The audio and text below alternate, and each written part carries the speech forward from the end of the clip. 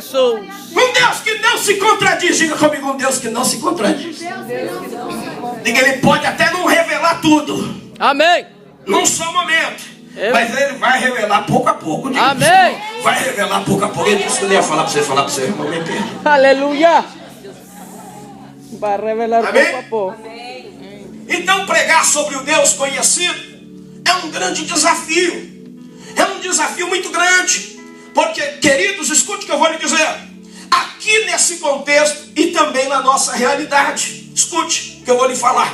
No contexto do texto e na nossa realidade. Uma coisa interessantíssima. Santo. Esse detalhe aqui que Paulo está aqui na cidade de Atenas. Aleluia. Eu vou falar isso aqui para você entender. Paulo saiu às pressas da cidade de Bereia e quase que fugido de lá. E a palavra do Senhor diz que enquanto ele esperava Silas e Timóteo chegarem depressa, havia ele mandado que eles pudessem vir rapidamente. Ele ficou alguns dias na cidade de Atenas. E o verso de número 16 de Atos, capítulo 17, a palavra do Senhor diz que enquanto ele esperava Silas e Timóteo, a Bíblia diz que então Paulo ficou com o seu espírito comovido dentro de si, em ver a cidade de Atenas entregue à idolatria. Esse texto do qual eu estou falando aqui representa um sofrimento de um verdadeiro pregador do Evangelho. Amém. Você não sabe o que é isso? Você tem um tipo de sentimento parecido, mas um sentimento com o olhar e com a ótica de um crente que está na igreja exercendo outras funções. Mas a ótica de um pregador do Evangelho, a ótica de um líder, a ótica de um pastor, a ótica de alguém que está à frente do rebanho, que ama Jesus de verdade, e que porque ama Jesus de verdade, conforme está escrito em 2 Coríntios 4, versículo 5, como Paulo, porque amava Jesus, se fez servo da igreja. Quando a gente ama Jesus de verdade, todo pastor que ama Jesus de verdade, ele se faz servo da igreja por amor. Aleluia. Quando esse pastor Glória a Jesus, que por amor a Cristo se faz servo da igreja, lá no capítulo de número 12 de 2 Coríntios, no verso de número 8, 10 em diante, diz-nos a palavra. Paulo também fala ali algo interessante. Ele diz: olha, eu quis ir ter com aqueles irmãos lá de Tessalônica, não foi uma nem duas vezes, mas pela terceira vez eu quis ter ido com eles lá, mas não pude. Mas eu quero vos dizer que eu tenho, aleluia, vos amado muito. Ainda que muitos de vocês me amem cada vez menos, eu vos tenho amado cada vez Amém. mais. Aleluia. Esse é o sentimento de um verdadeiro pastor.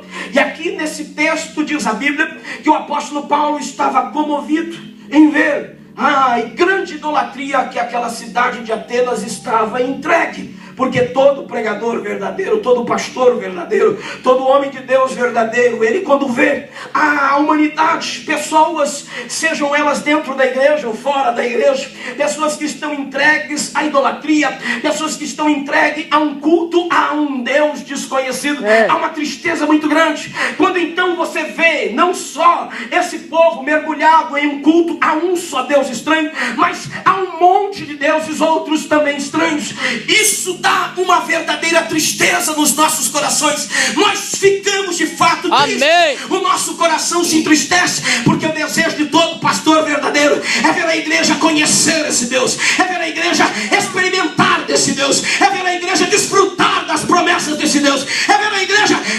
usufruir de tudo aquilo que esse Deus lhe tem preparado. Aleluia. Aleluia. A palavra diz que coisas gloriosas são as coisas que Deus tem preparado para aqueles que o amam. Glória a Deus. Aquilo que o Aleluia. seu olho não viu, o seu ouvido não ouviu e não subiu ao seu coração, são as coisas que Deus tem preparado para aqueles que... Mas diga para o seu irmão assim, mais uma vez só. Diga para ele. Deus revela para aqueles que o amam. Aleluia. Santo. Deus revela Amém. para aqueles que o amam. Quantos amam a Deus aqui? Amém. Você ama a Deus? Então te prepara, porque Deus vai começar a te revelar coisas. Aleluia. Você ama a Deus? Você ama mesmo? Você ama mesmo? Não está com barganha com Deus? Não veio aqui clamando a Deus só porque uma coisa terrível lhe sucedeu? Eu quero lhe dizer, Deus vai responder a tua oração. Aleluia.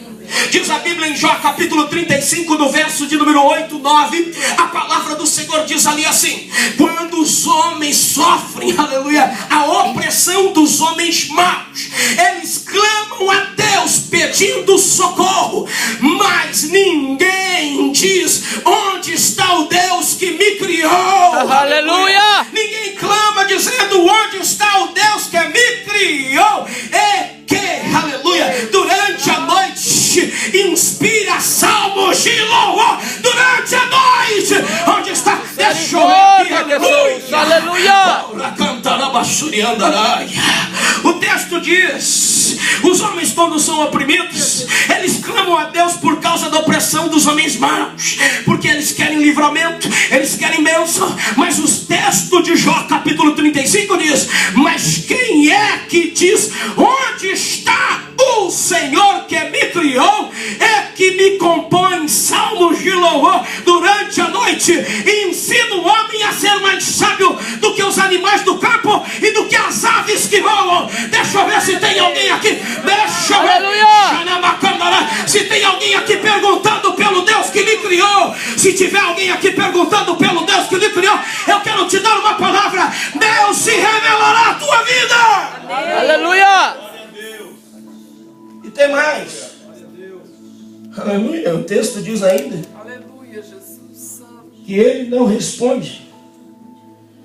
Ele não responde por causa da arrogância. O texto diz daqueles que querem colocar Deus contra a parede, mas que nunca perguntam onde Deus está. Santo! Eu quero te dizer que ele não está tão longe de você, de modo que você não possa achá-lo. Aleluia! Eu vou repetir para você: ele não está tão longe de você, de modo que você não possa achá-lo. Ele não está.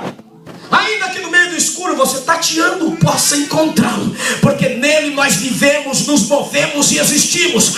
Esse Deus não está para fora. Esse Deus não é só adorado do lado de fora. Esse Deus, conforme 2 Coríntios capítulo 6, verso de número 16, ele diz assim: porque, aleluia, vós sois o templo do Deus vivente, o qual diz, aleluia, em ti habitarei e entre vocês andarei e caminharei. Amém! Eles me serão filhos e filhas e eu lhes serei pai. Aleluia! Aleluia! É nesse Deus que eu creio. Amém! Eu também. Um Deus que não está Santo! tomando você. Um Deus que diz: você é templo dele, morada dele, e que não só está andando entre nós, mas que está habitando dentro de nós. Ele não só está entre nós, ele não só caminha entre nós, mas ele está aqui dentro de mim, dentro de você, dentro do Amém. teu coração. Se você pode, glorifica o nome dele. Glória a Deus! Essa é uma Aleluia! obra que poucos entendem.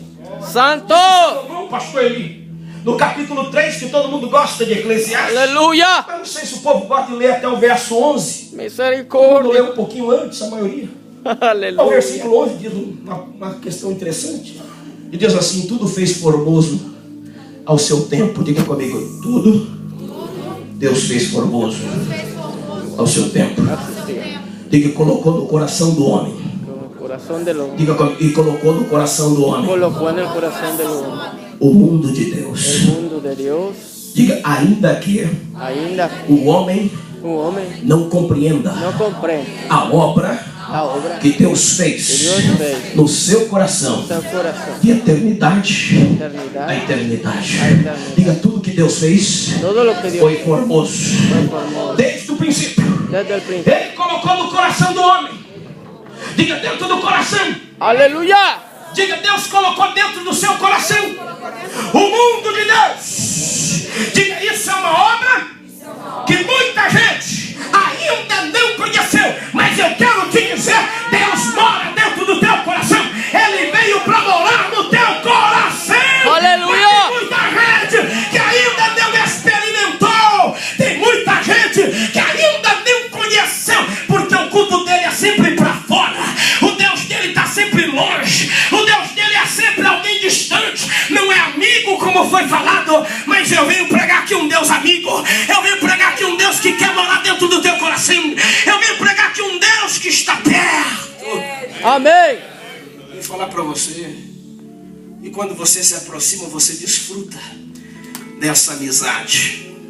Dá para você glorificar o nome do Senhor. Aleluia. Diga, chega mais perto. Vamos chegar mais perto. Mais perto. Precisamos estar mais perto. Amém. Quem se aproxima, quem se aproxima de Jesus, desfruta muito mais. Amém. Quer saber quem desfrutou mais dos discípulos? Aleluia. Quem é que reclinava a sua cabeça no peito de Jesus?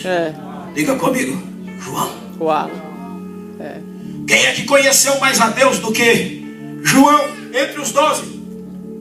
Só Paulo depois, porque foi ao terceiro céu, que aprendeu aos pés de Gamaliel, depois aprendeu aos pés de Jesus, lá no paraíso. Mas João, irmão, enquanto andou aqui, era só reclinando a cabeça no peito de Jesus. E quando tinha uma questão muito cheia de dificuldades, como aquela questão de Judas, quem era que havia traído, ele só reclinou a cabeça e deu uma viradinha assim e perguntou: Jesus, quem é? Enquanto todos os outros discípulos estavam sem saber quem era, Jesus disse para João assim: é aquele, João, que eu molhar um bocado de pão dentro do copo, esse é o que vai me trair. E a Bíblia diz em João 13 que enquanto João sabia, todos os demais que estavam na mesa não sabiam do que é que ele estava falando. Tem muita gente assim na igreja. Misericórdia, Jesus está Senhor. falando. Tem muita gente que não está sabendo o que Jesus está fazendo. Aleluia. É verdade. Estão achando que Judas foi comprar pão. E o texto Santo. diz ainda, pastor Eli, que tem alguns que achavam que João, melhor que Judas, havia ido dar esmolas. O texto de João 13 diz, mas na verdade ele estava traindo. Quanta gente que está passando desapercebido na igreja, não sabe o que está acontecendo na mesa do Senhor. Mas eu venho aqui lhe dizer, você precisa chegar mais perto. Você precisa chegar mais perto, porque quando você se aproxima, você entende as grandezas de Deus que são livres. Amém. Santo Deus de poder e glória. Precisamos conhecer mais a Deus. Amém. Conhecer mais esse Deus. É verdade. Eu só queria falar Santo. umas coisinhas aqui rápido. Presta atenção no que eu vou lhe dizer. O apóstolo Paulo ficou triste, mas a tristeza passou. Amém. Ele foi pregar. É. E a Bíblia diz que ele foi pregar na praça da cidade e também na sinagoga. Amém. Ele pregava na sinagoga e pregava na praça da cidade. Amém. Pregando na sinagoga e na praça da cidade, um belo dia, pastor Mota, diz a Bíblia que então chegaram uns camaradas, uns filósofos epicureus e estoicos, que eram daquela região de Atenas, e então viram aquilo que Paulo estava pregando e disseram: vamos levar esse camarada lá para o Areópago, vamos levar ele para lá, porque ele está pregando e está juntando multidões. Vamos ver o que é que ele tem para falar, porque ele tem falado coisas estranhas. Quem será esse paroleiro, esse à toa, que não tem o que fazer? A Bíblia diz que outros diziam: é um pregador de deuses estranhos, porque ele está falando sobre Jesus e sobre a ressurreição. Mas eu venho aqui te dizer, irmão, que quando você chega, não é como pregador de Jesus e do Evangelho, para pregar num lugar onde Jesus é uma coisa estranha, onde a mensagem do Evangelho é coisa estranha, vão te chamar de paroleiro, de à toa, de gente que não tem o que fazer. Vão dizer que você é pregador de Deus estranho. Mas eu quero te dar uma palavra. Aleluia. Eu quero te dar uma palavra. Deus é na tua vida. Amém. E você não muda a mensagem. Aleluia. Porque tem pregador que muda a mensagem. Quando ele está na rua, ele prega o Evangelho. Quando ele vai lá na sinagoga, a sinagoga pequenina, ele prega o Evangelho. Mas quando chega no Areópago, Aleluia, Jesus. chega no Areópago, meu Santo. irmão, a mensagem muda. Já lobita, Senhor. A mensagem muda. É Deus. Ah não, aqui não posso pregar isso aqui, porque se eu pregar Você o vai. Evangelho, Aleluia. eles não vão querer me chamar de novo. Santo. Aí quando prega na igrejinha, tudo bem. Mas chegou no Areópago, aí mudou a mensagem. Mas eu dou graças a Deus que Paulo não era assim. Paulo pregava Aleluia. na rua, na sinagoga e no Areópago. Santo. A mensagem era a mesma. A mensagem era